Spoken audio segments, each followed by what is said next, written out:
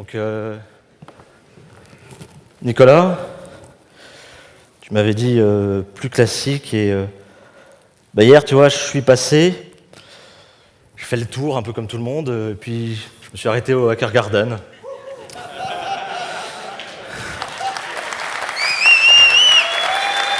Et voilà, j'ai craqué. Voilà, j'ai discuté avec Emmanuel et puis... Désolé. Bon, on peut commencer.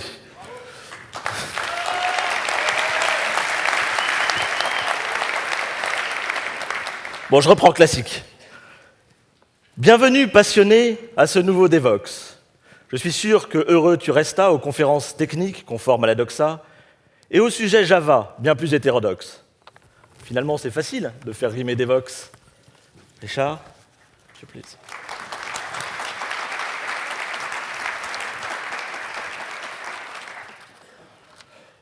Law is what differentiates us from animality. Law is the foundation of every society. And there are few people in this world, actually, who create legal tools that move us so deeply, that give life to principles that will create new themes. Richard Fontana managed to build such dreams. He is, and without contest, a great role model when he works to create number 3 GPL. He's a great lawyer. I know, not my lawyer. He's Red Hat lawyer. That means a tough lawyer. We can be proud today that he shares his knowledge on all responsibility and arising ethics. It does matter to us to build such politics, to hear that great speaker, to hear from that mister. Thank you, Richard Fontana, to offer us knowledge, free to learn, free to use, to share and to reuse. Please welcome and applaud Richard Fontana.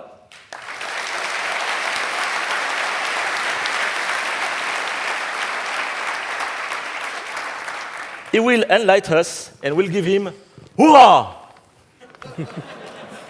Thank you.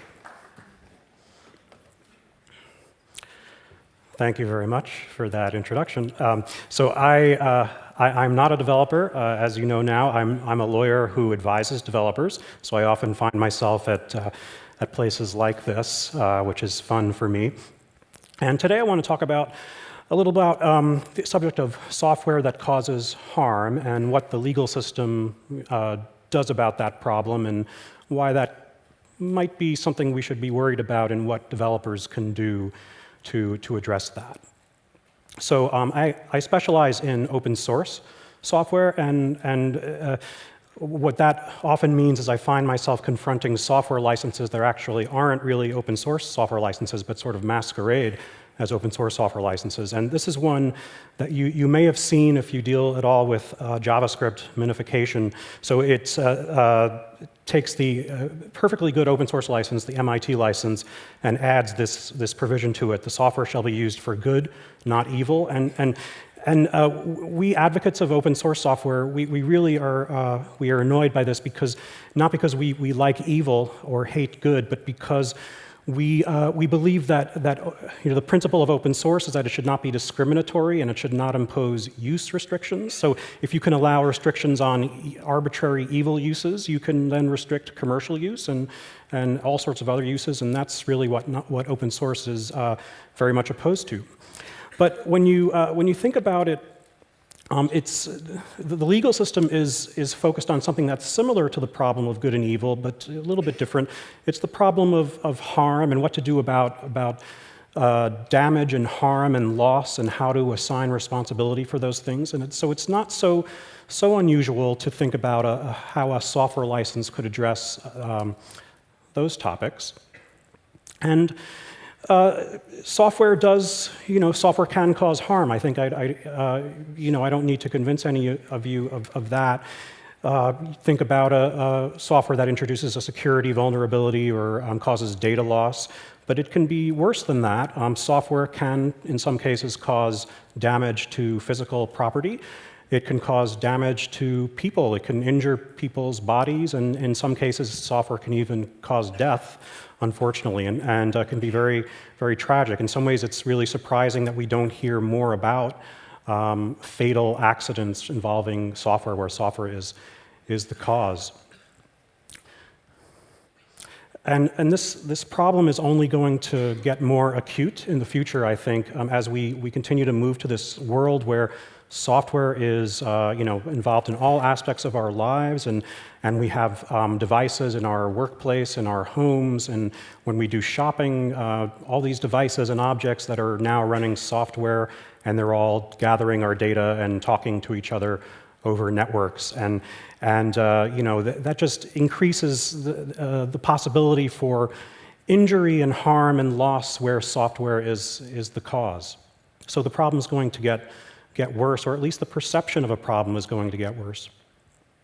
Now, just to explain the legal system.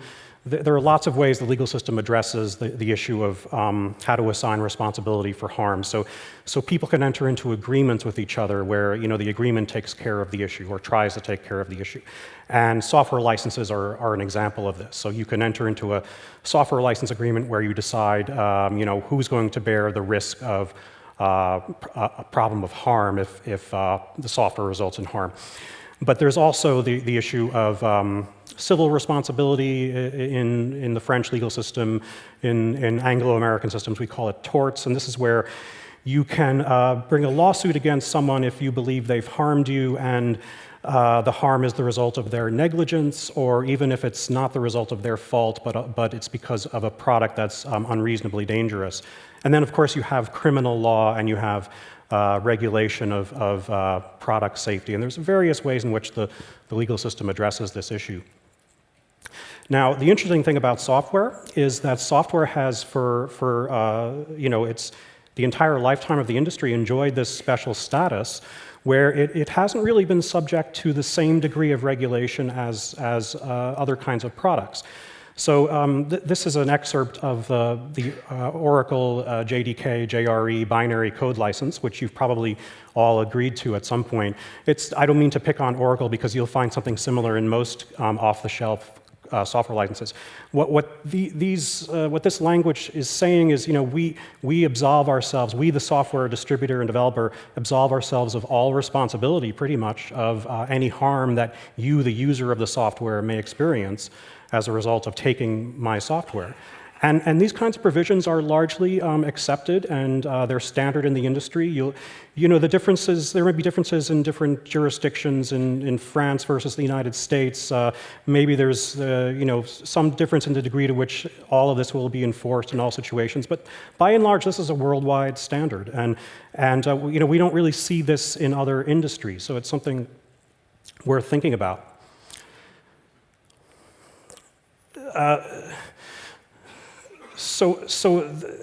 I think that as software becomes more dominant in our lives, and as the likelihood of accidents and injury involving software necessarily is going to increase in the future, the legal system is likely to reassess this historical dual system in which software has enjoyed this special status where it hasn't been regulated as much.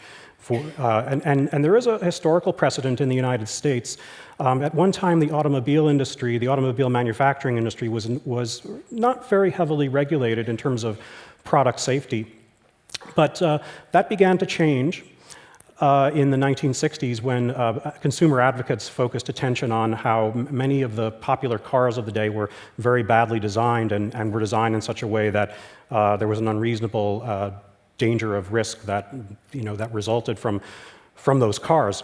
And the legal system really responded in the United States. They did a total about-face. There's much more heavy regulation of car manufacturing as a result, and the courts imposed much stricter liability systems on car manufacturers. And so there's certainly a possibility that could happen in the future with software. And you might say, why is this a bad thing? It's certainly a good thing that this happened in the car manufacturing industry. And the thing that I worry about is that the judges or the courts that are going to be addressing these problems, they don't actually look like this person here, but you get the idea that they don't necessarily know very much about software or the software industry, and there's a danger that they may overreact and get this whole problem wrong. They may They may impose liability rules on the whole software industry that are stricter than necessary, or that may fail to distinguish between different types of software. Imagine if safety-critical software is treated the same way as web development software, for example. Another possibility, or another thing that I'm worried about, is open source software. So open source software licenses have the same kinds of provisions as that Oracle proprietary license I showed you, where you disclaim as much responsibility as possible. And there's important reasons for this for open source. We want to encourage companies and individuals to contribute to projects. If we change to a regime in which contributors are discouraged from contributing because they're going to be afraid of being sued for their contributions, contributions are the lifeblood of open source software, and that would be a tremendous problem if we start imposing a very different system on open source software. Another issue for open source is that with open source you get the source code. The user gets the source code, and I think there's a stronger policy reason for treating that situation differently from the situation where you're not providing the source code. Because if the user gets the source code, they can examine it. They can in principle make corrections. They can assess whether the software is safe to use or not. Certainly to a greater degree than if they don't get the source code at all. So very concerned about the possibility of over-regulation of open source software.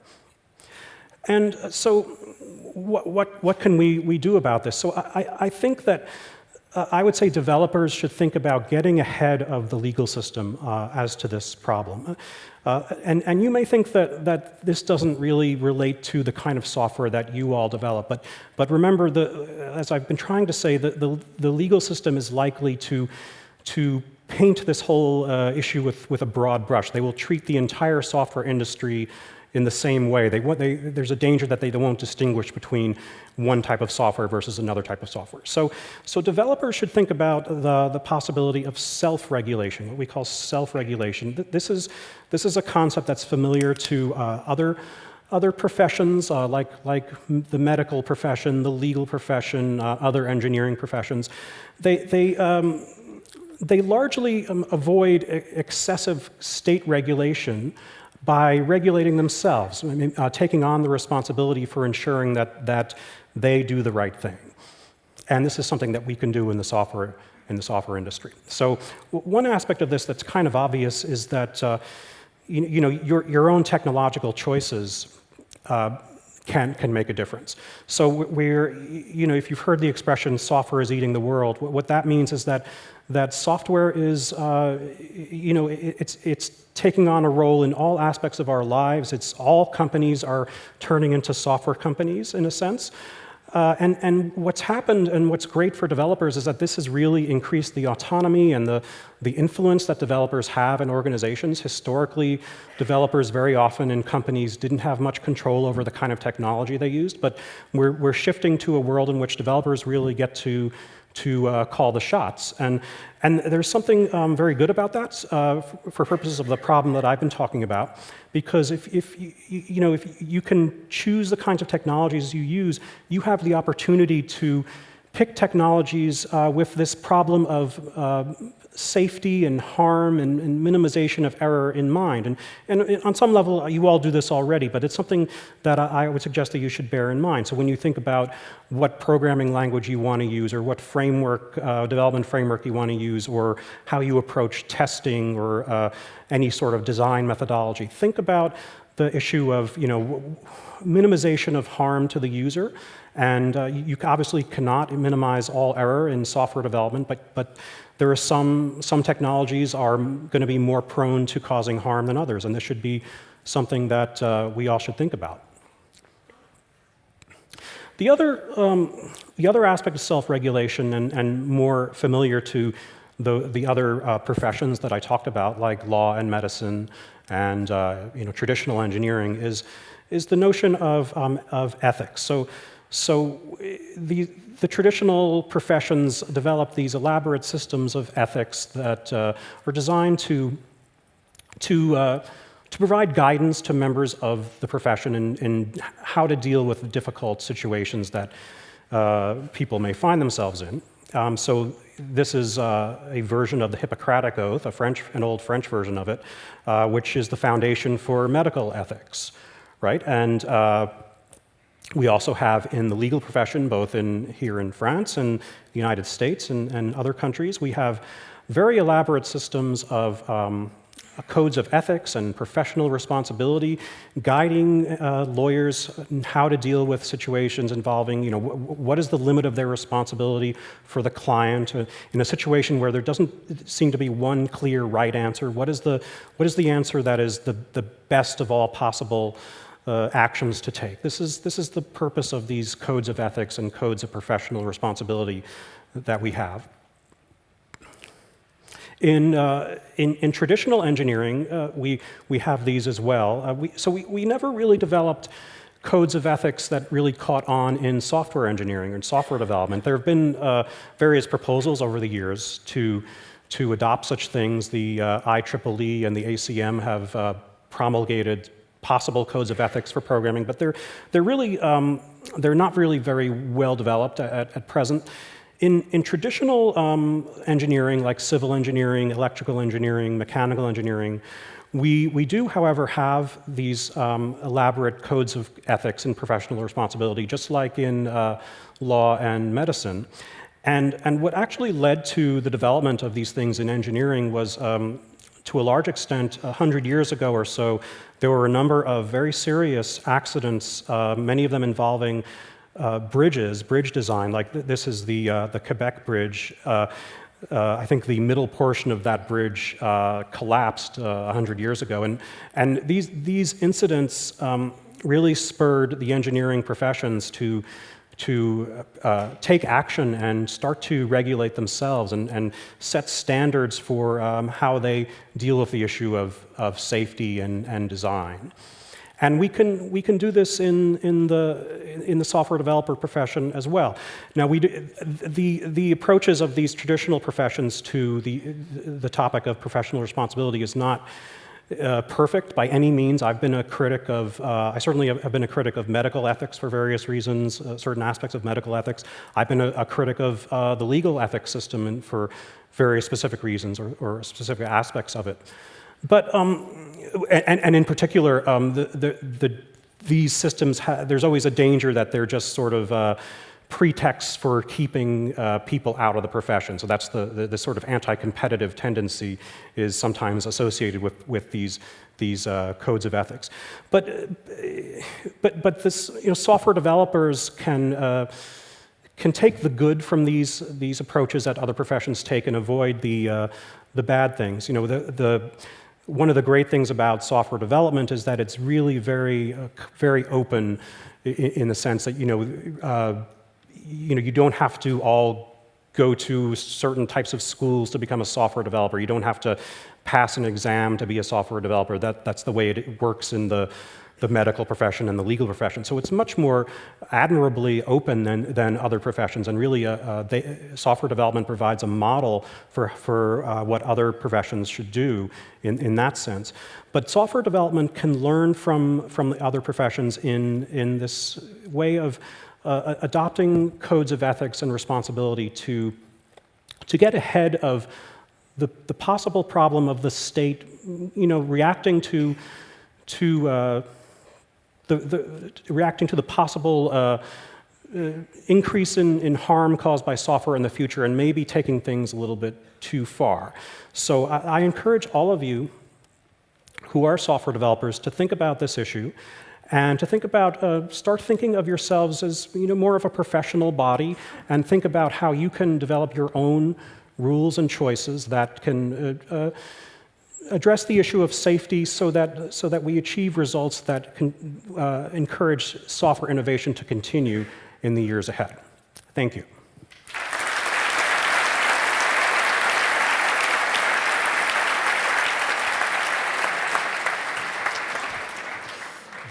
Thank you very much.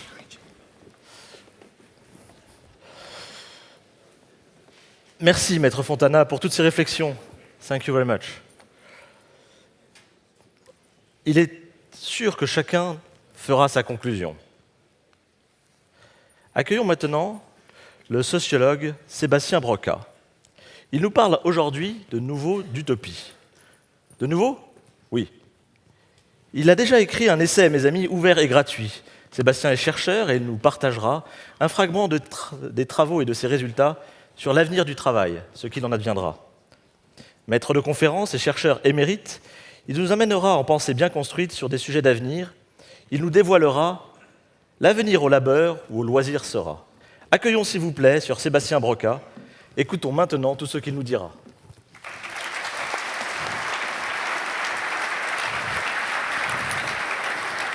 Merci beaucoup Charles, bonjour à toutes et à tous. Je suis très heureux d'être ici parmi vous, même si c'est un peu intimidant, je dois dire, pour vous parler donc des mutations du travail dans l'économie numérique.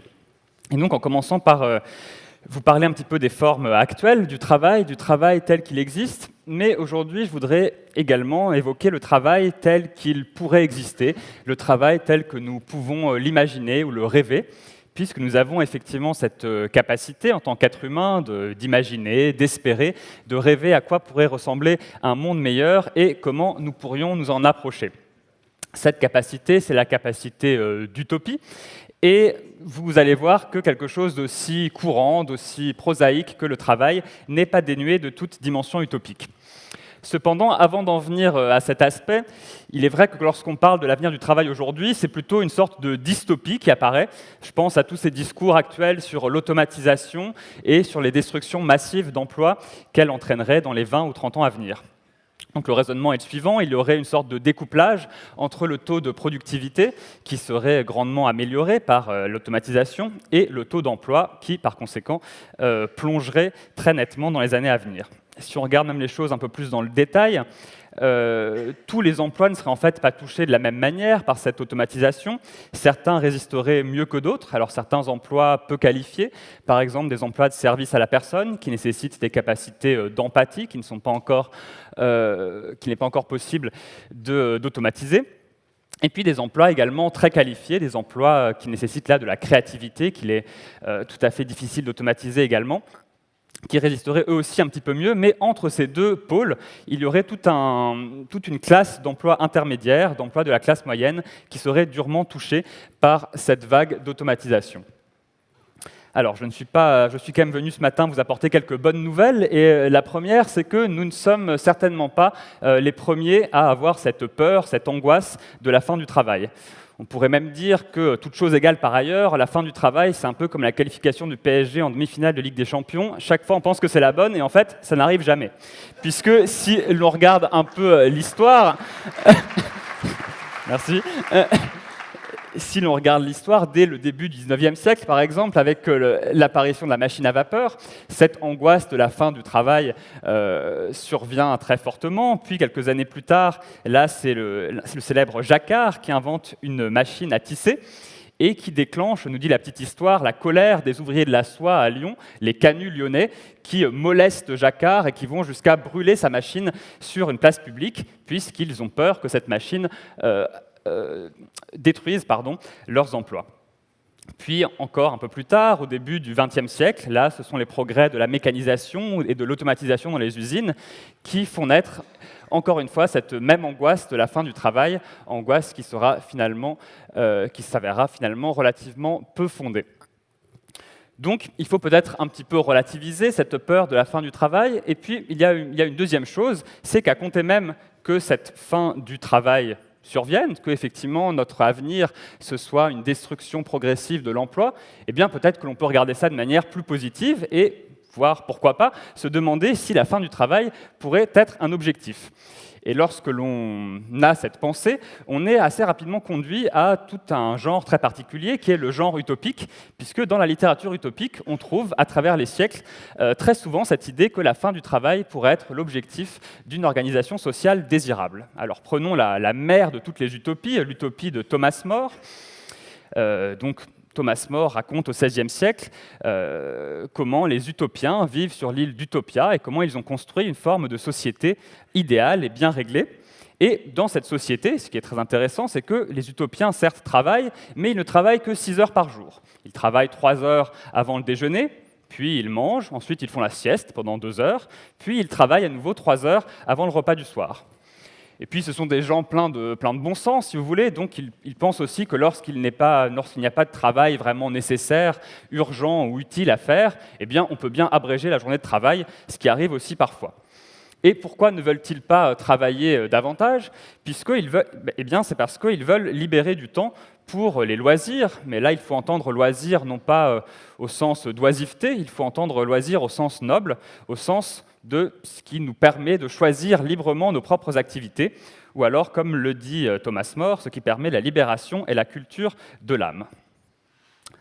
Avançons un peu dans le temps. Autre utopiste célèbre, Charles Fourier et ses phalanstères. Alors là, il faut savoir que Charles Fourier écrit à un moment donné dans l'histoire, au moment de la Révolution industrielle, où les progrès de la mécanisation, loin finalement de libérer les masses ouvrières d'un travail pénible et intense, ont au contraire rendu ce travail encore plus difficile. Donc, qu'imagine Charles Fourier pour sortir de cette situation? Eh bien, il imagine ces communautés des phalanstères, et dans ces communautés, ce qui est très intéressant, c'est que chacun accomplit jusqu'à 8 activités différentes par jour. Donc Fourier nous dit que les membres du phalanstère papillonnent, c'est son expression, c'est-à-dire qu'ils vont véritablement d'une activité à l'autre, et toutes ces activités, ils les choisissent librement en fonction de leur goût et de leurs aptitudes. Donc le travail est véritablement libéré de toute forme de contrainte, et puis par conséquent de toute forme de souffrance ou de peine. Mais ce qui est très intéressant également, c'est que le travail n'en est pas pour autant improductif. D'après Fourier, dans son organisation sociale idéale, dans le phalanstère, le travail pourrait rester productif et utile, puisqu'il se produit une sorte d'émulation parmi les membres du phalanstère qui fait que chacun s'efforce de prouver aux autres sa valeur et de montrer aux autres qu'il peut accomplir un travail productif et utile. Donc finalement, pour Fourier, ces grands antagonismes auxquels nous sommes habitués, entre travail et plaisir, travail et jeu, travail et passion, tout cela finalement explose dans le phalanstère, où il s'agit, comme il l'écrit lui-même, de faire exécuter par plaisir ces travaux agricoles et manufacturiers qu'on n'exécute aujourd'hui que par nécessité et avec dégoût. Alors, autre exemple, j'avance encore un petit peu dans le temps, dans cette histoire de l'utopie et ces grands récits utopiques. Alors là, nous sommes à la fin du XIXe siècle, avec un certain nombre d'auteurs anglo-saxons qui écrivent des romans d'anticipation, alors qui se situent d'ailleurs très souvent à notre époque, dans les années 2000. Donc c'est le cas, par exemple, de cette œuvre d'Edward Bellamy, qui s'appelle Looking Backward, où là, Bellamy imagine un monde où les progrès de la science et de la technique ont, là encore, libéré les hommes de tous les travaux les plus pénibles, ceux qui sont la cause de souffrance.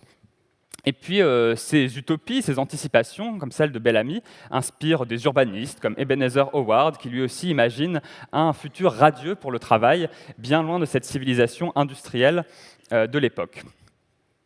Et puis, dernier exemple de ces utopies du passé, c'est un pamphlet célèbre de Paul Lafargue qui s'appelle « Le droit à la paresse », où là, Lafargue nous dit finalement, donc on est toujours à la fin du XIXe siècle, et puis il nous dit qu'il faut absolument libérer les ouvriers, il faut libérer les masses de la civilisation du travail, il faut même réglementer la journée du travail pour la limiter à 3 heures par jour.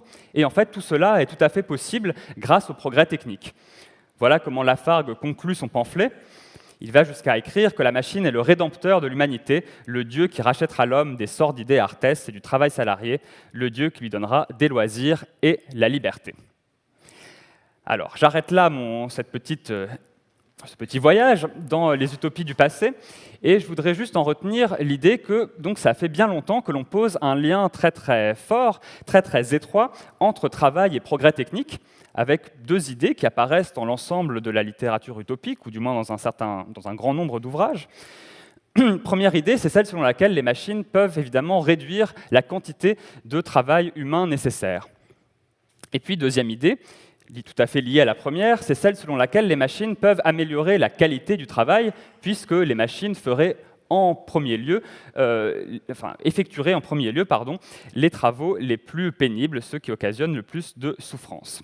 Et donc la question que je voudrais poser maintenant, c'est de voir comment ces idées, finalement, peuvent s'appliquer ou non dans l'économie numérique. Quels sont, autrement dit, les liens entre les technologies numériques et le travail à l'heure actuelle ?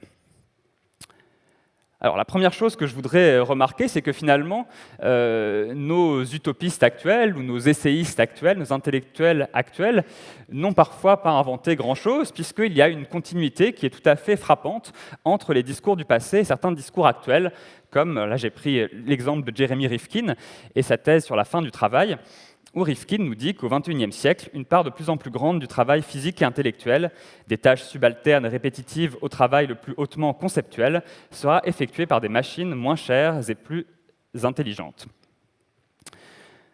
On peut aussi prendre un exemple, là qui est un exemple plus de fiction, là encore un roman plutôt d'anticipation, qui est celui du blogueur et journaliste technologique Cory Doctorow, qui là imagine dans Down and Out in the Magic Kingdom à quoi pourrait ressembler notre société dans un siècle environ.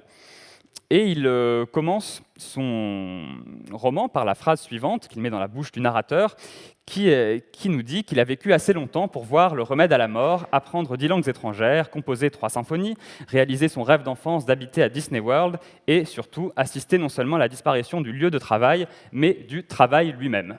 Puisqu'effectivement, dans la société imaginée par Cory Doctorow, le travail salarié a disparu et les gens peuvent très librement s'adonner des activités coopératives et ludiques, notamment à Disney World.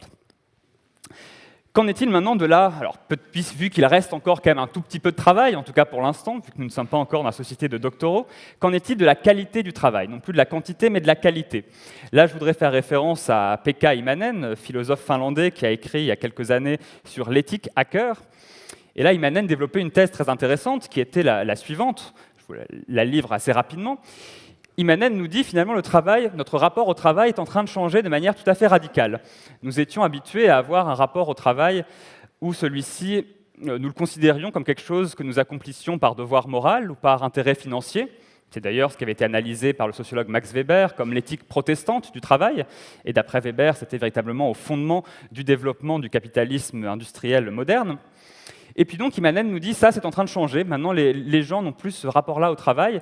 Et ceux qui n'ont plus ce rapport-là au travail, notamment, ce sont les développeurs, ce sont les hackers, qui sont porteurs d'une nouvelle vision du travail, d'une nouvelle manière d'investir le travail, où celui-ci devient quelque chose qui est accompli par passion, par intérêt personnel, quelque chose qui est accompli de manière beaucoup plus autonome, aussi de manière beaucoup plus flexible, où on peut mêler loisirs, travail, s'arrêter de travailler au milieu de la journée, et puis reprendre, et puis travailler le soir, etc. etc. Les choses deviennent beaucoup plus flexibles et le travail devient beaucoup plus autonome et accompli par passion. Et donc le travail, finalement, il reste du travail quelque chose qui n'est plus la souffrance, l'angoisse, la douleur, mais quelque chose qui est uniquement positif. C'est-à-dire que le travail devient la manière de s'épanouir, le travail devient un vecteur de réalisation de soi. Donc tout cela est évidemment très très séduisant, mais la question qui se pose, c'est de savoir est-ce que ces utopies ou ces extrapolations, disons, à partir de la situation actuelle, sont en quelques points conformes à la situation dans l'économie numérique telle que nous pouvons la constater actuellement. Et donc demandons-nous qui sont actuellement les travailleurs de l'économie numérique et en quoi consiste leur travail. Alors les premiers, ceux à qui on pense peut-être le plus spontanément, ce sont les salariés des grandes entreprises de la Silicon Valley. Là, je vous ai mis les joyeux salariés de Google, qui jouissent donc d'un travail assez intéressant la plupart du temps, de conditions de travail assez confortables et de rémunération relativement élevée. Donc ils travaillent donc avec un intérêt très fort. Et puis il y en a d'autres, là je vous ai mis une photo des salariés de Red Hat. Alors là c'est du délire, le travail c'est pas simplement qu'il est intéressant, c'est que le travail devient une fête, visiblement. Donc là ce sont tous ces discours qui sont très caractéristiques aussi de notre époque, tous ces discours managériaux sur le fun. Finalement on a l'impression que le travail, ce n'est plus du tout effectivement de la souffrance, de la peine, c'est du fun, c'est de la fête, c'est de l'épanouissement personnel. Et donc vous voyez bien finalement comment les discours managériaux ont repris toutes ces utopies du travail que l'on a vues de Fourier, que je vous citais tout à l'heure, jusqu'à Imanen. Finalement, ce sont bien ces images-là du travail qui sont réactivées, comme dans ces images promotionnelles de la société Red Hat. Alors évidemment, peut-être que la réalité est un petit peu moins réjouissante que ce qu'ils voudraient nous faire croire, mais en tout cas, ce sont ces visions-là du travail qui sont promues. Ce que je voudrais dire aussi, c'est qu'il y a des gens qui ne sont pas salariés, mais qui voudraient l'être dans l'économie numérique. Ça, ce sont les chauffeurs d'Uber, notamment en Californie, qui ont entamé des actions, y compris en justice, pour essayer de faire requalifier leur contrat de travail, qui était un contrat d'indépendant, de travailleur indépendant, en contrat de travail salarié, puisque ces chauffeurs estimaient, à juste titre, me semble-t-il, qu'ils étaient dans une relation de subordination et de dépendance vis-à-vis d'Uber. Et donc ces actions ont abouti, du moins en Californie, pour certaines d'entre elles. Et puis elles ont aussi fait peur, en quelque sorte, à certaines autres entreprises de l'économie collaborative. Par exemple, Instacart s'est mis à ce moment-là à salarier ses personal shoppers, c'est-à-dire ces gens qui vont faire vos courses finalement à votre place.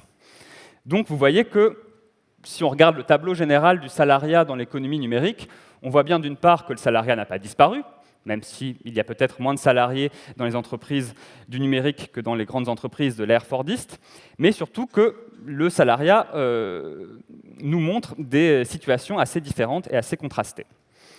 Et puis, alors, il y a un autre type de travailleurs, je pense qu'un certain nombre d'entre vous connaissez bien cette situation, ce sont les travailleurs indépendants, et là, le meilleur exemple, ce sont peut-être les développeurs informatiques freelance. Alors, comme vous le savez bien, le statut d'indépendant, il a un certain nombre de désavantages en France. Je ne vous apprends pas grand-chose, notamment en termes de protection sociale, c'est pas terrible, par exemple. Et puis, bref. Mais ce sur quoi je voudrais insister également, c'est sur quand même certains avantages de ce statut d'indépendant, sur ce qu'il permet. Il permet de multiplier les collaborations, il permet d'apprendre plein de choses, et puis il permet surtout d'organiser son temps de travail de manière assez flexible, ce qui est évidemment précieux, notamment pour ce genre de métier. Donc je ne sais pas si le travail indépendant est le paradis, mais en tout cas, c'est vrai qu'il est en cohérence, si vous voulez, avec un certain nombre d'exigences de l'économie numérique. Mais le travail indépendant, ce n'est pas seulement ça, il y a aussi des gens peut-être un peu moins heureux, ou qui ont un travail surtout beaucoup moins rémunérateur et plus précaire. Ce sont par exemple les Turkers d'Amazon, ceux qui contribuent sur la plateforme Mechanical Turk, souvent pour des salaires très faibles, puisqu'on estime qu'ils gagnent entre 2 et 3 $ par heure. Et puis, autres travailleurs indépendants, ce sont ces coursiers que vous voyez pulluler depuis quelques semaines ou quelques mois dans les rues de Paris, à qui on donne finalement un sac à dos et puis un accès à une plateforme. Et puis sinon, ils doivent prendre leur propre vélo et ils n'ont pas de protection sociale, ils ont une rémunération fixe assez faible et ils vont donc livrer des repas chez les particuliers. Donc ça, ce sont finalement des gens qui sont assez symptomatiques de ce que les Américains appellent dorénavant la gig economy, c'est-à-dire cette économie de petits boulots, c'est littéralement cela, une économie de petits boulots qui est assez symptomatique de l'économie numérique actuelle. Voilà pour les indépendants. Et puis, alors, il y avait une dernière ensemble de travailleurs dont je voulais vous parler dans le peu de temps qui me reste. Ce sont finalement l'ensemble des internautes. Puisque maintenant, cela fait quelques années, peut-être avez-vous entendu parler de cela, qu'un certain nombre de chercheurs et d'universitaires développent cette idée du digital labor. Et par digital labor, ils veulent dire que nous tous, internautes, cliqueurs, nous participons à la création de valeur dans l'économie numérique. Et donc, nous sommes en quelque sorte des travailleurs.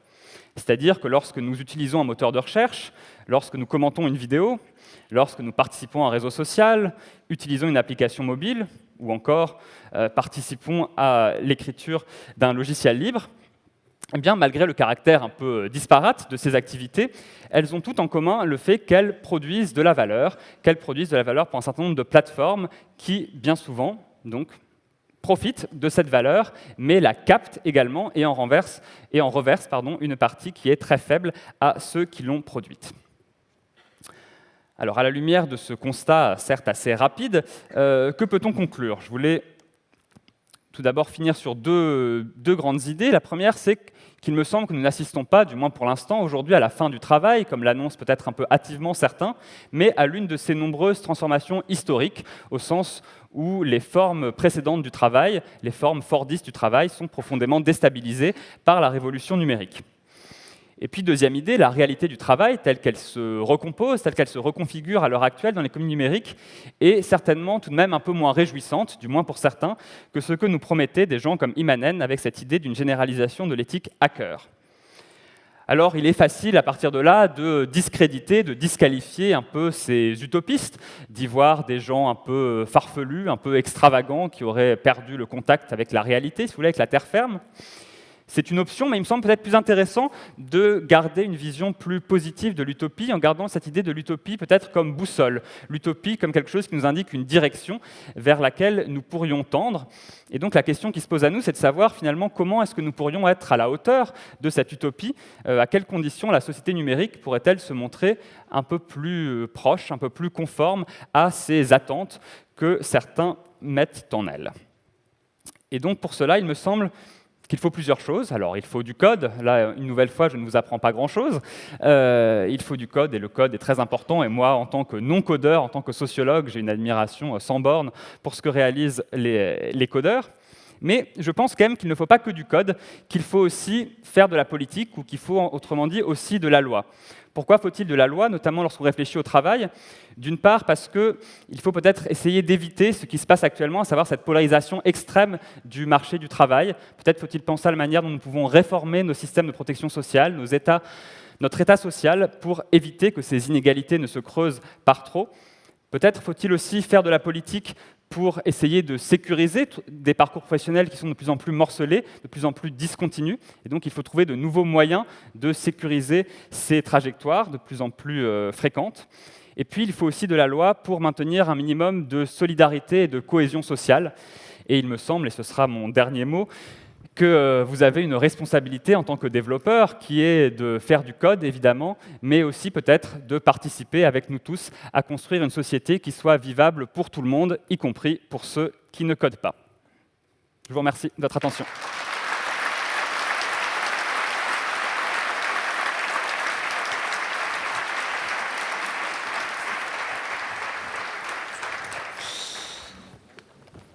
Les mots me manquent vraiment, maintenant, après un tel discours, pour remercier l'orateur à son tour. Merci, Monsieur Broca, pour ce brillant partage. Je suis sûr maintenant que nous changerons d'âge.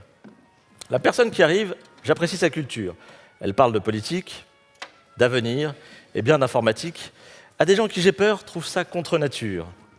Enseignant à Sciences Po, journaliste et critique, il porte un œil sévère aux failles sécuritaires et conséquences tragiques aux lois pour nous faire taire.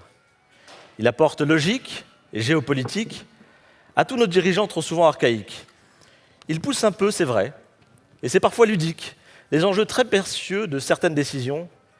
C'est votre tour, ma foi, de faire votre opinion. Fabrice Epelboin est un brillant esprit, il fait partie de ceux que l'on veut comme amis. Accueillez comme il faut Fabrice Epelboin, applaudissez public, il nous présente demain.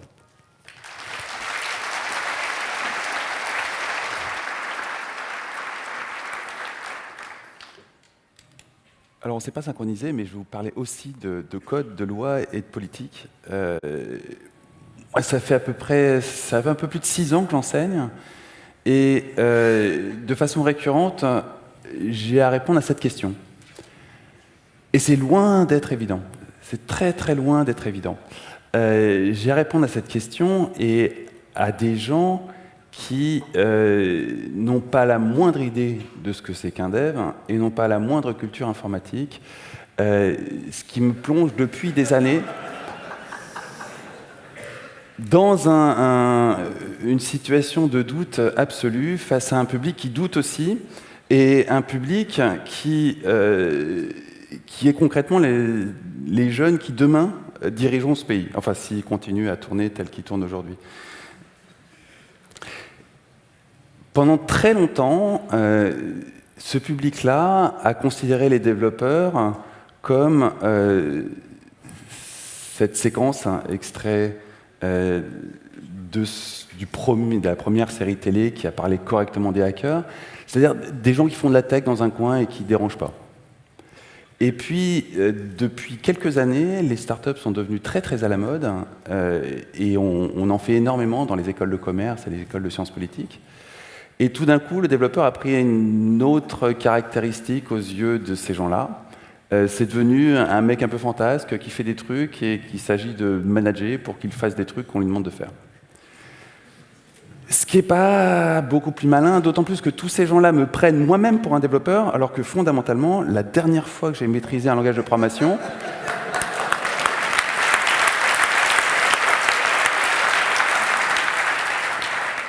j'avais 18 ans, j'étais en prépa, c'était en 1988 et c'était Turbo Pascal. Depuis, j'ai jamais vraiment maîtrisé un langage de programmation et personne ne voudrait de moi comme codeur. Dieu merci. À commencer par mes associés. Malgré tout, il faut que j'explique à des dizaines et des dizaines d'élèves chaque année ce que c'est que l'informatique, ce que c'est qu'Internet et ce que sont les développeurs. Et c'est pas simple. C'est pas simple du tout. Ça me permet en général de me raccrocher à des petites phrases qui me permettent de créer des ponts entre la politique et l'informatique. L'une de mes préférées, c'est celle-ci, d'Arthur C. Clarke. Il faut garder en tête que l'information, au sens de la donnée brute, c'est-à-dire au sens de ce que traite un SI, n'est pas la connaissance, que connaître ne permet pas de ressentir, et que ressentir ne permet pas de prédire. Mais l'information reste à la base de tout. Si on réfléchit à ce processus cognitif, c'est le saint graal de l'informatique. C'est après ça qu'on court depuis des décennies. Et on y arrivera forcément à un moment. Mais c'est également le saint graal de la politique. Si vous n'êtes pas en mesure de maîtriser ce processus cognitif, vous ne pouvez pas faire de politique.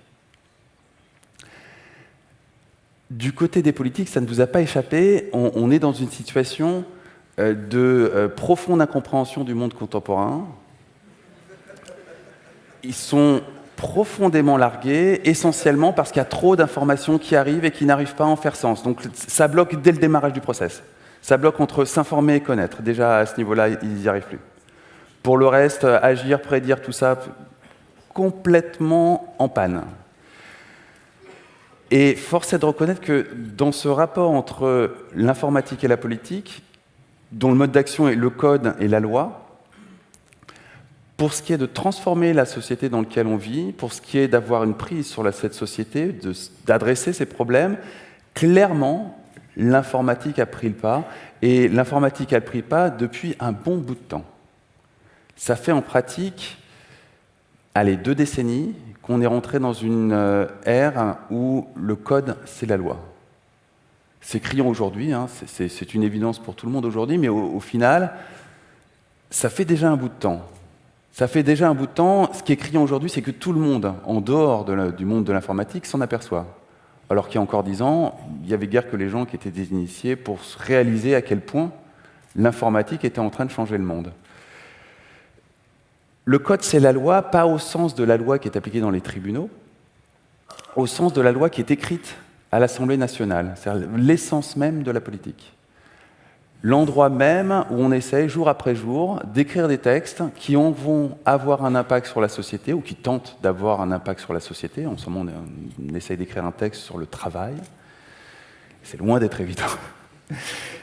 Et clairement, le code que vous écrivez tous les jours a beaucoup plus d'impact sur la société que la loi qu'écrivent nos députés tous les jours. Beaucoup plus. Le code, en pratique, façonne nos sociétés depuis des décennies. Et c'est assez facile à juger quand on commence à avoir quelques décennies. Moi, j'ai 45 ans. Il suffit de comparer l'état de l'art quand j'étais gamin et aujourd'hui. J'étais déjà très familier avec l'informatique quand j'étais gamin. Mon père travaille au CERN et a travaillé sur des projets comme Grid Computing. Donc j'ai été élevé par un énorme geek. Ça me permet de voir à quel point la société dans laquelle je suis né, dans laquelle je travaille, sur laquelle j'essaye d'avoir un impact, a évolué sous le coup et de la loi et du code ces 20 dernières années. Et la façon dont un terme pompeux qui s'est vidé de son sens et qui s'appelle la République a profondément évolué ces 20 dernières années, notamment sous l'impact du code. Si on prend ces 3 valeurs fondatrices de la République, lourdement vidées de leur sens ces dernières années, et qu'on les analyse les unes après les autres. Si on prend juste la liberté, par exemple, il est évident que les réseaux sociaux ont apporté, en termes de liberté d'expression, quelque chose de spectaculaire par rapport à tout ce que la politique a pu apporter à la liberté ces 20 dernières années. Après, d'un point de vue géopolitique, c'est particulier, parce que ce n'est pas notre liberté d'expression. Il n'y a pas vraiment de liberté d'expression en France. Elle n'est pas dans la Constitution française, elle n'est même pas dans le droit. Si on atteint votre liberté d'expression, vous êtes un peu démuni d'un point de vue juridique, et vous ne le savez peut-être pas, mais il y a à peu près 200 lois qui restreignent votre liberté d'expression. Surtout maintenant que, grosso modo, le droit de la presse a pris qu'à peu près n'importe quel d'entre nous. La liberté d'expression qui est arrivée à travers Facebook et Twitter, c'est le premier amendement de la Constitution américaine. C'est-à-dire que là, très clairement, on est dans une problématique de géopolitique, d'un droit exogène au droit français qui est venu s'imposer dans les mœurs de la société française. Les Américains, ce n'est pas la première fois qu'ils font ça. Ils ont déjà exporté très massivement leurs entreprises et leur culture de façon extrêmement efficace au lendemain de la Seconde Guerre mondiale. Rappelez-vous, hein, les GIs, grosso modo, amenaient du chewing gum et du Coca-Cola, et ça n'était qu'un début. Mais aujourd'hui, les Américains attaquent le monde occidental, et bien au-delà, il suffit de regarder le printemps arabe, avec des outils qui offrent la liberté d'expression à l'américaine, à tout le monde, avec des conséquences qui peuvent être très disruptives. Souvenez-vous, la Tunisie. Aujourd'hui, ce qui se passe, c'est un véritable assaut géopolitique, une fois de plus, de concepts américains relatifs à des droits qu'eux considèrent fondamentaux et qui nous ont jamais vraiment souciés plus que ça. Il a fallu attendre Facebook et Twitter pour s'apercevoir qu'en France, on n'avait pas vraiment la liberté d'expression. Et on est sous domination américaine pour ce qui est de la liberté d'expression, pour le meilleur et pour le pire. Et on va voir le meilleur comme le pire. Si on regarde l'égalité, là encore, le code a apporté énormément. Quand j'étais gamin, comme beaucoup d'entre vous dans cette salle, j'ai eu un ZX81, un Commodore 64, un Apple II, enfin tous ces trucs-là. Ben pour s'informer, il fallait passer par ça, un kiosque. C'était pas très pratique, mais dans le métro, les plus vieux d'entre vous dans cette salle s'en souviennent, on avait tous des journaux en guise de téléphone. On faisait à peu près la même chose, si ce n'est qu'aujourd'hui, on le fait d'une façon infiniment plus efficace et égalitaire. Tout le monde a accès à une quantité faramineuse d'informations. Absolument faramineuse. Avant, il fallait avoir les moyens de se payer un journal, il fallait choisir un journal qui était forcément un billet, et c'était finalement réservé à une petite élite. La masse s'informait sur les JT, avec une information d'une qualité plus que piètre, bien pire qu'aujourd'hui, c'est dire. Si je voulais participer à ce concert d'information, il fallait que j'investisse dans une imprimerie, un réseau de distribution, enfin c'est juste pas possible.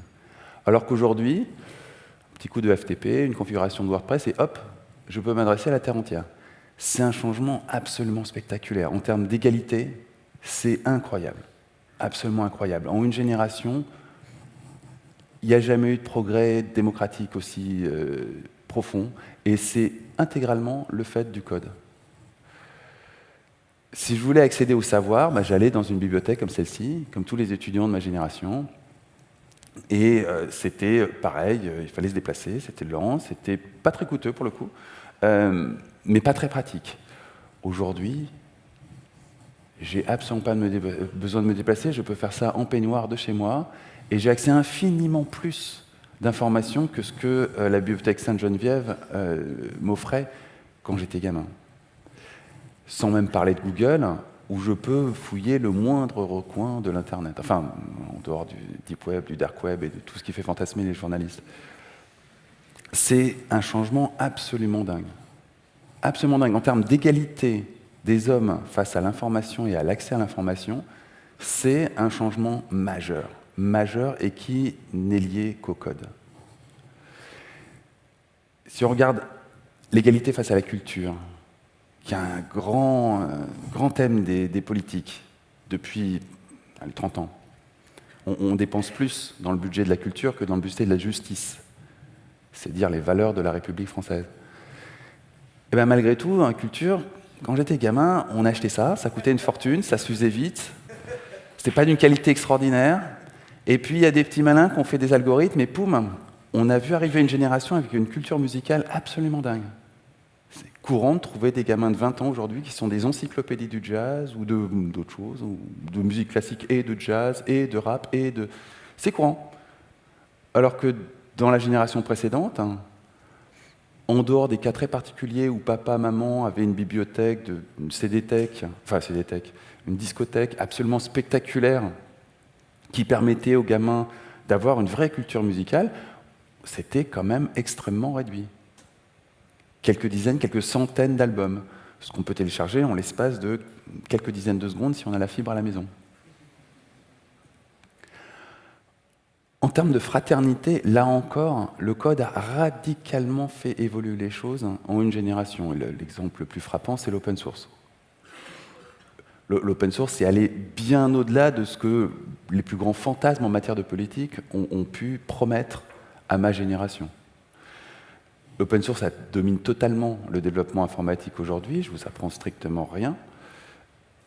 Mais l'open source a complètement redéfini l'essence même du capitalisme. Ce qui était une des promesses qu'on a faites à ma génération quand on était jeune, qu'on a faites en 2012, quand on a élu l'actuel président de la République.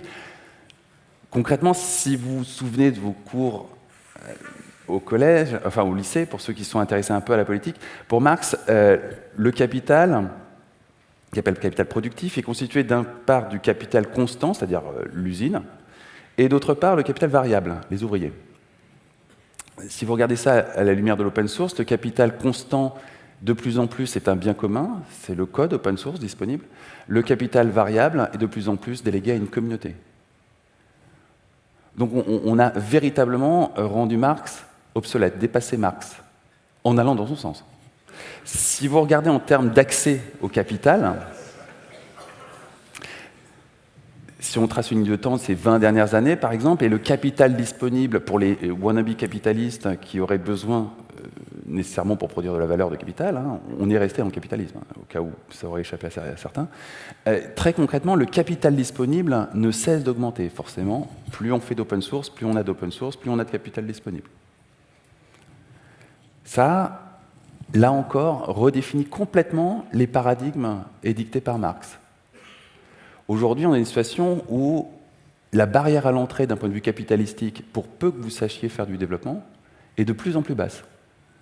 Vous avez des tonnes de code disponibles pour faire des tonnes de trucs. La seule limite, c'est votre imagination, mais c'est certainement pas le code disponible aujourd'hui. On a un stock qui est incroyable. Si on appliquait cette logique à un monde autre que celui du développement, on serait dans un monde où vous pourriez débarquer dans une banque avec n'importe quelle idée en tête et obtenir un emprunt bancaire d'une taille considérable juste en demandant poliment à votre banquier. C'est ça le monde de l'open source, d'un point de vue économique, c'est d'une disruption majeure. On a radicalement changé les modes de production. Alors bon, ça date pas de bon enfance, ça c'est vraiment une image plus germinale des modes de production. Il y a une génération, on en était là au mode de production. L'open space, grosso modo, l'usine appliquée au secteur tertiaire. En une génération, on est passé de la cathédrale au bazar, on a radicalement changé, là encore, le mode de production. Et là encore, dépassé l'une des choses auxquelles s'opposait Marx. Attends, c'est bien gentil, on a fait plein de choses, enfin vous avez fait plein de choses, moi j'ai pas des masses codées ces 20 dernières années, heureusement. Malgré tout, tout n'est pas si rose. Il y a certes des côtés très très positifs dans le changement, fût-il contraire à la loi. Je pense notamment à l'accès à la culture qui s'est fait contre la loi, mais qui malgré tout a bénéficié à une génération tout entière. Il y a aussi des côtés très obscurs dans ce que le code a apporté à la marche du monde. Et ce côté obscur, il va révéler un aspect un peu sombre du rapport du politique et de l'informatique, qui est merveilleusement symbolisé par Edward Snowden. Et là aussi, il y a une volonté politique d'impact sur le code, et très clairement un impact très très lourd sur la marche du monde et sur la façon dont les sociétés vont se constituer, réassembler dans les 20 prochaines années. On n'est absolument pas à l'abri en France, ça n'aura échappé à personne. On est exactement dans la même situation, peut-être même pire, en termes de politique internationale par rapport aux Américains qui ont le mérite de ne pas trop exporter leurs saloperies. Et on fait face, les politiques comme les développeurs, à un énorme problème, à un immense danger qui peut même nous faire risquer une sortie de route aux politiques comme à l'informatique. Et ce problème, c'est l'effondrement de la confiance. La confiance s'effondre dans la société française. On mesure ça à Sciences Po régulièrement. Ça, c'est la dernière mesure qui date de janvier. Donc, on avait 55% des Français qui ne faisaient pas confiance aux grandes entreprises. 55% Français qui ne faisaient pas confiance en banque. Ça a été fait avant les Panama Papers.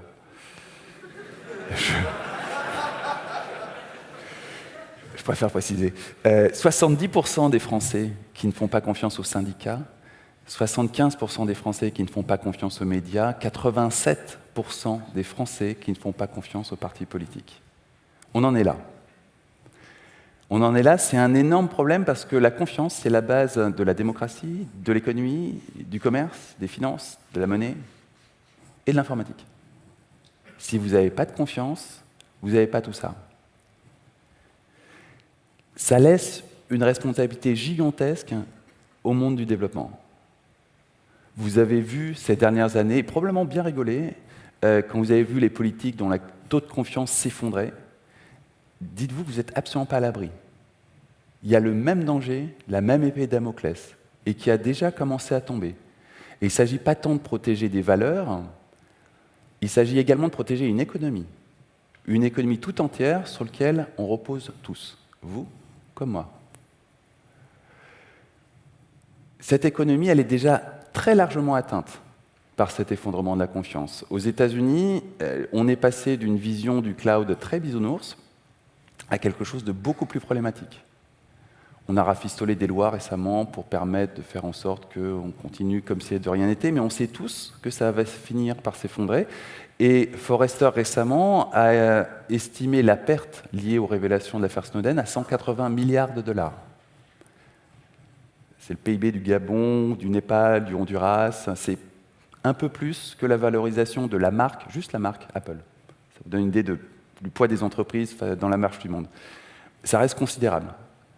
Ça, c'est le coût des révélations de l'affaire Snowden. Vous doutez que des révélations de ce type-là, il va y en avoir d'autres, et c'est notre économie qui est assise dessus. Pour ça, il faut impérativement établir et solidifier une confiance. Et la confiance, elle repose sur deux fondamentaux, la transparence et la sécurité, en politique comme en informatique. Alors la transparence, c'est assez facile, hein, c'est déjà réglé, c'est l'open source. C'est déjà ça, un problème de moins réglé. Là, c'est la sécurité. La sécurité, c'est un vrai problème. Et c'est un vrai problème qui va nécessiter, comme l'open source, de repenser la façon de travailler. Il va falloir repenser l'organisation du travail, comme ça a été fait avec l'open source, passer de la cathédrale au bazar ou quelque chose de ce type-là, de façon à ce que le monde du développement et le monde de la sécurité repensent complètement leur collaboration et puissent travailler main dans la main. C'est loin d'être impossible, hein. On est en ce moment même en plein dans un mouvement où tout d'un coup, les devs et les ops ont repensé l'organisation du travail, repensent la collaboration, le tout grâce à un code, hein. Bon, ça ne surprendra plus personne à ce stade. Et on peut tout à fait imaginer pousser la réflexion plus loin et avancer vers un décloisonnement complet des esprits, des espaces, des mentalités et de la façon de travailler pour que tout ce petit monde travaille de concert ensemble et qu'on arrive à intégrer la sécurité au cœur du développement de façon à sécuriser notre avenir. Je vous remercie.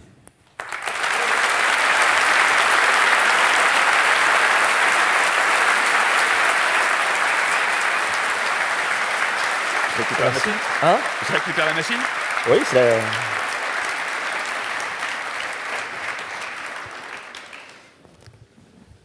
Fabrice, merci. J'avais pas de doute et c'est un vrai plaisir d'avoir une telle écoute. Le thème de nos keynotes est bien la société. Et il est temps maintenant de pouvoir écouter un speaker distingué, un agile sociologue, un agiliste intègre et un vrai pédagogue. Pour l'État, il incube des services numériques et pour nous, il commit sur GitHub ces services. Monsieur Matti Schneider nous parle de société, nous parle gouvernement et puis modernité. Soyons tous à l'écoute de ces informations, car l'État, c'est nous tous qui en bénéficions. Et rappelons-nous bien, en ces temps parfois noirs, qu'il faut savoir donner autant que recevoir, et qu'un État grandi par tout notre savoir sera sans aucun doute une société d'espoir. Acclamons maintenant et écoutons Céan ce que nous dit Matti sous vos applaudissements. J'aurai pas de son, j'ai pas de son. Pas de son, pas de souci. Bonjour à toutes et à tous. Oups là. Excusez-moi, on y est. Hop là. C'est les changements de... C'est bon? Ok. Bonjour à toutes et à tous. Merci d'être là aujourd'hui et d'apporter votre enthousiasme sur ce thème informatique et société. Je m'appelle Mathis Schneider, je travaille actuellement et depuis bientôt 2 ans au sein de l'incubateur de services numériques de l'État français. J'ai l'honneur de clore ce cycle de plénière en vous proposant un tour d'horizon des alternatives qui se construisent à l'intérieur des administrations grâce au numérique, un peu partout dans le monde, et surtout des opportunités qu'elles apportent à tous pour changer notre perception de l'action publique. Alors ce matin, on a beaucoup parlé de l'action individuelle, du pouvoir qu'on a tous, notamment en tant que développeurs, et des responsabilités qui viennent avec. Et c'est vrai qu'avec le numérique, une personne seule peut faire beaucoup, en codant ou sans coder d'ailleurs. Edward Snowden ou Linus Torvalds montrent ce qu'une personne seule peut faire, l'impact qu'elle peut avoir sur le monde avec le levier du numérique. On a aussi évoqué l'action collective, les possibilités supplémentaires qui s'ouvrent, la démultiplication de l'action individuelle qui se met en œuvre lorsqu'on se met à collaborer. Et c'est vrai, là encore, que le numérique vient démultiplier la puissance de la collaboration, notamment en rendant possible des collectifs qui peuvent se réunir sans jamais se retrouver physiquement, parfois même pas temporellement. On a les grands logiciels open source qui le prouvent, mais aussi les grands biens communs comme Wikipédia, OpenStreetMap. Et l'action publique, c'est le travail qui est fait par les administrations. C'est ce qui crée, qui maintient les services publics, ce dont tout le monde bénéficie, mais qu'aucune entité en particulier n'a d'intérêt à faire, ou bien qu'on considère collectivement que ce serait mieux qu'il n'y ait pas une seule entité qui le fasse. Et généralement, dans le monde du numérique, tout le monde, surtout en cette période, pense à impôts.gouv. Alors bon, je suis ingénieur, j'ai fait des startups dans le développement web, donc je partage un peu parfois la frustration qu'on peut avoir à l'usage de certains de ces services. Je connais aussi les représentations qu'on en a, et c'est vrai que dans le monde du numérique, on a souvent tendance à critiquer, plus ou moins gentiment, l'administration.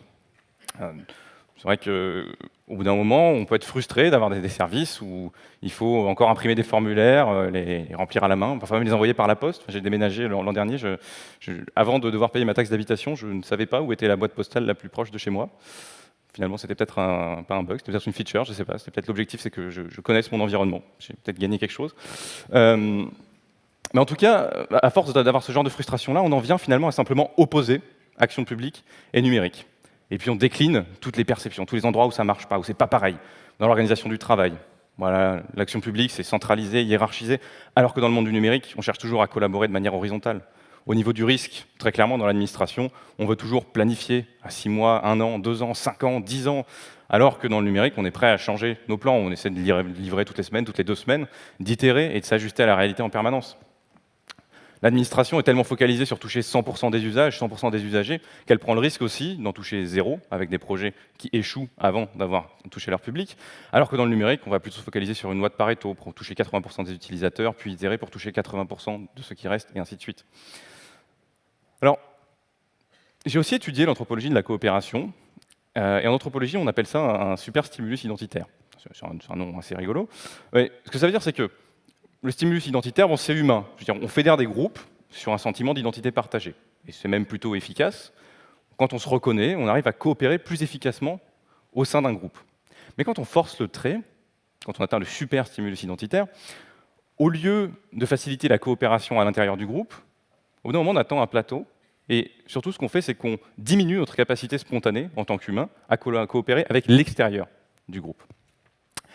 Et souvent, les mécaniques identitaires qui sont à l'œuvre consistent en la sélection de quelques-unes des caractéristiques que tous les membres du groupe aimeraient avoir. Et de l'autre côté, on va mettre tout ce que personne au sein du groupe ne souhaiterait avoir.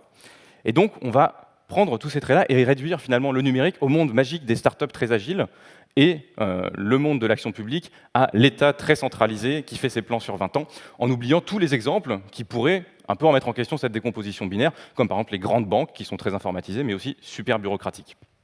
En fait, on finit par croire nous-mêmes, réellement, que ces attributs sont identitaires, c'est-à-dire qu'ils sont intrinsèques aux acteurs, et on oublie que c'en est des pratiques. Mais alors, si ce sont des pratiques, qu'est-ce que ça voudrait dire de prendre les pratiques des startups du numérique pour les mettre dans l'action publique? Qu'est-ce que ça voudrait dire de faire des startups dans l'État? L'Estonie, c'est aujourd'hui le pays le plus avancé en termes de numérisation des services publics. Il faut dire qu'ils s'y sont mis très tôt. En fait, depuis le 15 décembre 2000, une signature électronique en Estonie a exactement la même valeur qu'une signature manuscrite. En 2007, déjà, on pouvait s'identifier en ligne avec sa carte d'identité. Et depuis 2014, on peut même obtenir une identité en Estonie, créer une entreprise, payer ses impôts, sans jamais y avoir mis les pieds physiquement. On pourrait penser que le cas de l'Estonie est un peu particulier. Là encore, essayer de trouver des éléments intrinsèques à ce pays. Et c'est vrai, quelques caractéristiques. Par exemple, la population totale est inférieure au nombre de fonctionnaires en France. Mais est-ce que c'est véritablement l'explication ? Est-ce que c'est véritablement l'explication ? Après tout, le premier site public français, c'était en 95, greta.fr, formation. Donc on ne peut pas dire que même en France, on n'a pas compris l'intérêt qu'il y avait à la numérisation de l'information. Ce n'est pas une différence technique. Non, en fait, la différence, elle est avant tout organisationnelle, et notamment sur l'aspect pragmatique. En Estonie, quand on prend un peu de recul, on se rend compte que la loi s'est adaptée pour coller à la réalité de la production du code. On va aussi se rendre compte que l'action publique a fait le choix de coopérer avec l'extérieur de l'action publique, avec la multitude qui se trouve à l'extérieur de l'appareil d'État. Et qui ne va pas hésiter, par exemple, à travailler avec des associations qui ont fait un boulot équivalent du service public à l'extérieur de l'administration pour ensuite le réincorporer à l'intérieur de l'administration et garantir sa pérennité. Le tout dans le contexte d'une volonté politique forte et fédératrice. L'Internet a ainsi été déclaré un droit de l'homme en 2000 en Estonie. Donc, ce pays a été précurseur, pas techniquement, mais bien organisationnellement. Et d'autres gouvernements plus grands ont aussi tenté de numériser leurs services publics, avec plus ou moins de succès. Heureusement, depuis quelques années, ce même type de changement apparaît un peu partout. En 2011, en Grande-Bretagne, le gouvernement a décidé de refondre le portail d'accès consolidé à tous les services en ligne offerts par les administrations. Donc ça commence avec une petite équipe d'une dizaine de personnes qui fait des tests utilisateurs, qui publie une version alpha, qui itère, qui fournit une bêta en quelques mois, qui grossit un petit peu, une vingtaine de personnes, pour au final donner un point d'entrée unique dans tous les services de l'administration. Et ce point d'entrée, qu'est-ce que c'est ? C'est une barre de recherche. En fait, tous les silos ont disparu. Moi, en tant que citoyen, je décris l'action que je veux mener. Je dis, je veux passer mon permis de conduire. Et en fait, c'est la couche numérique qui abstrait la complexité administrative et qui m'oriente vers le service correspondant. Alors, sur la base de ce produit, gov.uk, qui s'avère être un succès, un département est consolidé, le Government Digital Service, avec un slogan très clair, « The strategy is delivery ». Notre stratégie, c'est simplement de livrer, de prouver ce qu'on peut faire en adoptant ces pratiques. Après, les quelques pionniers qui ont créé la version bêta de ce produit, donc le GDS, Government Digital Service, s'agrandit. En 2013, ils passent à 200 personnes, ils élargissent leur action, ils passent à faire des procédures administratives en ligne, ils créent GovUK Verify, l'identification unifiée des citoyens sur Internet, et 4 ans plus tard, en 2015, ils sont 500. Aux États-Unis, en 2012, initiative, les Presidential Innovation Fellows, le président Obama prend quelques innovateurs à l'extérieur de l'administration, un ou deux par ministère, par agency, et leur propose d'essayer de fournir des innovations radicales à toutes les administrations. Donc là, on est plus dans l'idéation, voilà comment on pourrait réfléchir autrement. Et en fait, l'élément déclencheur va être l'échec de healthcare.gov. Vous avez certainement entendu parler d'Obamacare. L'idée, la promesse de campagne de fournir un service public de santé aux États-Unis. Et en fait, ce site a d'énormes problèmes lors de sa mise en production. Il ne passe pas à l'échelle. Au bout de 2 semaines à un mois, les gens ne peuvent toujours pas s'y connecter. Le site crache tout le temps. En fait, ce qui s'est passé à ce moment-là, c'est que l'action publique a ressenti de manière très très certaine et très claire l'échec des méthodes traditionnelles dans la livraison des logiciels ouverts au public, que vous connaissez certainement tous dans la salle, mais on ne peut pas appliquer le management du 19e siècle avec les stratégies industrielles du 20e siècle pour livrer les services numériques du 21e siècle. Ça ne marche juste pas. Sur ce constat-là, 18F a été officiellement créé en mars 2014 avec 15 personnes et l'objectif de simplifier les services numériques administratifs. Aujourd'hui, ils sont 168. Et en France, c'est le portail d'accès aux données publiques, data.gouv.fr, qui a permis de prouver la viabilité de ces méthodes pour l'action publique. En décembre 2013, une équipe de 3 personnes environ, après 6 mois de développement, a mis en ligne le portail Open Data français, avec des fonctionnalités sociales qui n'avaient encore jamais été vues dans ce type de site. C'est-à-dire que dans le monde entier, il y avait d'autres gouvernements qui avaient déjà ouvert des parties de leurs données. C'était des catalogues, des grosses listes avec des datasets, des jeux de données qu'on peut télécharger sur les comptes publics, par exemple, les parcelles, les cadastres, ce genre de choses. Et en moins de 6 mois, en France, on a mis en ligne un portail Open Data, certes, qui liste les jeux de données, mais qui va aussi permettre de collaborer dessus. de dire, moi en tant que citoyen, j'ai regardé votre jeu de données, et attention, à cet endroit-là, il y a une erreur de formatage. Attention, votre CSV n'a pas un nombre de colonnes équivalent sur toutes les lignes. Il faudrait peut-être le corriger. On peut aussi publier ces réutilisations, dire, voilà, moi ce que j'ai fait avec ces données publiques. Je travaille depuis bientôt 2 ans au sein du secrétariat général à la modernisation de l'action publique, où nous avons créé des services publics numériques et diffusé la culture de l'innovation parmi les différentes administrations. Et pour nous aussi, la stratégie, c'est la livraison. C'est de prouver ce qu'on peut faire en appliquant les pratiques du numérique dans des produits. Et ce sont nos réussites qui vont montrer ce qu'on peut faire. Alors, nos produits, quels ils sont, vous trouverez tout sur beta.gouv.fr. On a par exemple la base adresse nationale, une coproduction entre l'IGN, La Poste et OpenStreetMap, qui permettent de géocoder des adresses françaises. On a data.gouv.fr dont je vous parlais, un simulateur de coût d'embauche qui permet d'estimer le salaire super brut, le salaire net sur la base de quelques éléments descriptifs d'une entreprise. La bonne boîte, la bonne formation qui font de l'intermédiation entre des chercheurs d'emploi et des offres d'emploi sur la base de données publiques et de données internes à l'administration qui permettent d'évaluer le potentiel d'embauche d'une entreprise. MEZ, qui fournit en moins de 5 à 6 minutes une vision consolidée de toutes les prestations sociales auxquelles une personne peut bénéficier. Le taxi, qui est une API qui permet de géolocaliser tous les taxis de France en temps réel pour ajouter la mobilité comme un service dans n'importe quelle application.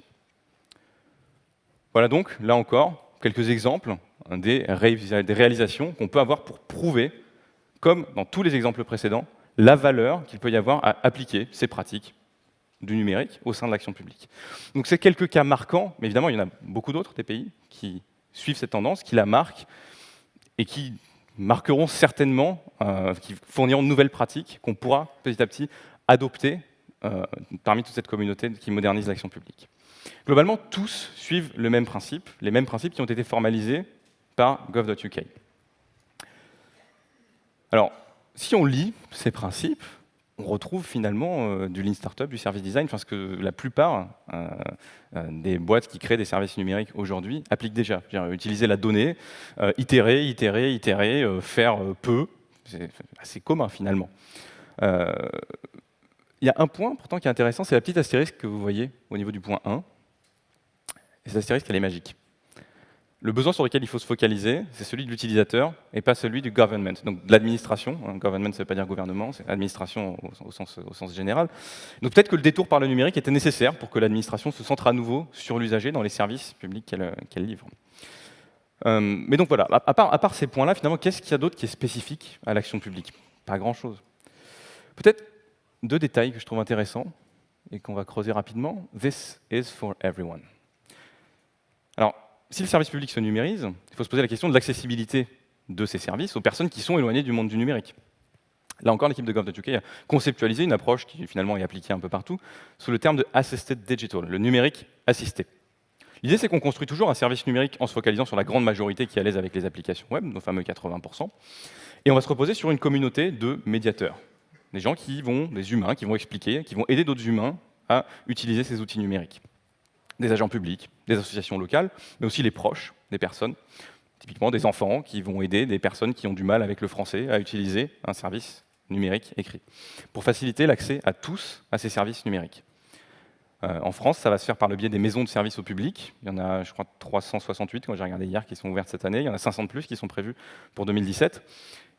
Et c'est une vraie opportunité pour en fait, tous les gens qui produisent des services numériques. Parce que ça veut dire qu'il va y avoir cette communauté de médiateurs qui va aider des personnes à s'emparer du numérique, là où aujourd'hui, on est un peu démunis quand ce qu'on sait majoritairement faire, c'est livrer des applications. On peut simplifier le langage, on peut améliorer l'accessibilité, et ça reste toujours aussi important de le faire. D'autant plus que maintenant, il faut se préoccuper du médiateur, de la personne qui va aider l'autre à à interagir avec le service. L'accessibilité reste cruciale, mais ce réseau va se développer. Donc, en construisant une seule interface pour l'usager final et pour les médiateurs, on va faciliter l'usage. Mais on peut aller un peu plus loin. On peut aussi utiliser cette même interface pour faciliter la contribution. En fait, on a outillé, socialement et techniquement, l'abaissement des barrières entre les experts métiers et les experts techniques. Vous avez déjà utilisé Fitness, par exemple, vous savez comment on peut laisser des experts métiers décrire un comportement attendu. Le problème, c'est que expliquer à des administrations qui ne sont pas forcément toutes très encore agiles, qu'elles vont d'abord décrire des éléments qui ne sont pas forcément des spécifications fonctionnelles, mais qui peuvent être amenés à évoluer, ce n'est pas évident. Et donc, ce qu'on a fait, c'est qu'on a inversé le processus. En fait, on met à disposition l'interface, Et à la fin, un expert métier peut demander à corriger les résultats. Ce que vous voyez là, c'est l'interface de présentation des tests automatisés qui sont disponibles sur mes.gouv.fr, mes-ides.gouv.fr/test au pluriel. Quand on a ouvert ce service, on avait à peu près 70 tests. Maintenant, on en a 550, 8. Et la grande majorité a été rentrée par des administrations. Mais on en a aussi quelques-uns qui ont été rentrés par des citoyens extérieurs, qui nous ont dit « Ah, moi, la dernière fois que j'ai fait la simulation sur ma situation actuelle, je n'ai pas touché exactement les montants que vous m'avez indiqués. » Et donc après, on va creuser le problème et essayer de trouver où est le bug. Donc on peut faciliter la contribution en se préoccupant de l'inclusion numérique. Non seulement dans les interfaces finales, mais aussi évidemment en ouvrant le code. En fait, la plupart des projets de 18F ou d'incubateurs de services numériques français s'appuient sur les issues GitHub. Donc, c'est le début des contributions. On commence à avoir des issues, des pull requests qui sont proposés par des personnes peut-être de l'administration, mais aussi de l'extérieur de l'administration. C'est-à-dire que chacun d'entre vous peut contribuer et améliorer directement un service public. Aujourd'hui, il y a plus de 250 administrations nationales qui publient du code sur GitHub dans le monde entier. Toutes ne suivent pas forcément les mêmes règles. Aux États-Unis, par exemple, on va mettre à disposition plutôt dans le domaine public. Les licences peuvent varier d'un pays à l'autre. Mais dans tous les cas, on observe toujours la même évolution dans la maturité. On commence par ouvrir des données, puis on ouvre du code, puis on ouvre des API. Aujourd'hui, aux États-Unis, 14 ministères offrent des API sur leurs services. Mais ces API vont se multiplier. La vision, c'est celle de l'État plateforme, un État qui met à disposition sa capacité d'agir, les services publics, pour créer de nouveaux usages. Non seulement ceux que lui peut imaginer, mais aussi ceux que tous, collectivement, on peut imaginer. Très bientôt, en France, on ouvrira api.gouv.fr. Vous pouvez déjà tester la version bêta sur api.beta.gouv.fr. Et finalement, la vraie question intéressante, c'est qu'est-ce que vous ferez de la base adresse nationale qui permet de géocoder des adresses? Qu'est-ce que vous ferez d'OpenFiscal qui permet de rendre calculable le système socio-fiscal français? Nous, on a construit MES-Aides et le simulateur de coût d'embauche. Mais vous, qu'est-ce que vous allez construire avec les API de l'État plateforme? Alors, évidemment, il reste encore un immense chemin à parcourir avant que cette culture de l'ouverture et du service numérique ne soit diffusée dans toute l'administration et que la participation citoyenne devienne le standard. On est tout petit, on est une vingtaine de personnes aujourd'hui. Mais si nous voulons collectivement que ce futur advienne, il est crucial que nous montrions ensemble que cette coopération est non seulement possible, mais aussi qu'elle est souhaitable. Donc oui, les développeurs ont le pouvoir de l'action individuelle, très clairement. Et on sait aussi mobiliser le pouvoir de l'action collective. Mais c'est dans la coopération avec l'action publique que nous pourrons réellement transformer la société. Merci.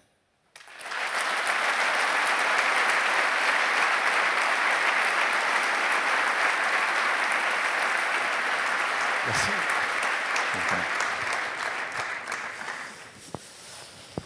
Bon, avant de dire ma conclusion, je voudrais répondre aux quelques questions qui m'ont été posées. Je ne crois pas qu'il est devenu officiel que la toche serait les vêtements de Devox. Et non, je n'utilise pas ça pour les cérémonies agiles. Donc les keynotes sont finies. Encore merci Mathie, merci à tous. Et puis encore public, il faut bien vous aussi, lorsqu'à vos précieux codes vous en retournez, pensez à votre impact sur notre société. Merci à tous. Si vous avez envie de philosopher, le café philo sera là à partir de 12h45. Et les gilets rouges sont là pour vous. Ne pas manger dans les salles et puis bonne journée.